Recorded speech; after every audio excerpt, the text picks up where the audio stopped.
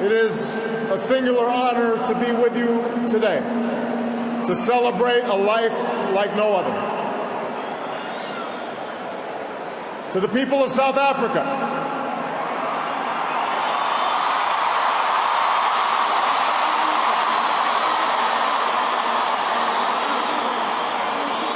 people of every race and every walk of life, the world thanks you for sharing Nelson Mandela with us. His struggle was your struggle. His triumph was your triumph.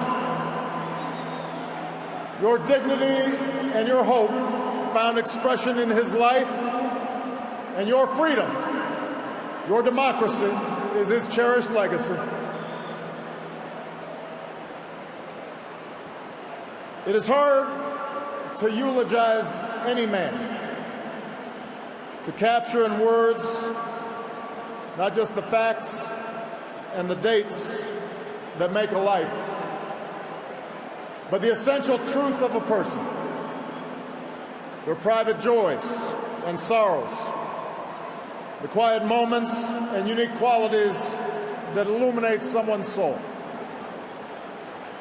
How much harder to do so for a giant of history who moved a nation toward justice and in the process moved billions around the world. Born during World War I, far from the corridors of power, a boy raised herding cattle and tutored by the elders of his Thembu tribe, Madiba would emerge as the last great liberator of the 20th century. Like Gandhi, he would lead a resistance movement, a movement that at its start had little prospect for success. Like Dr. King, he would give potent voice to the claims of the oppressed and the moral necessity of racial justice.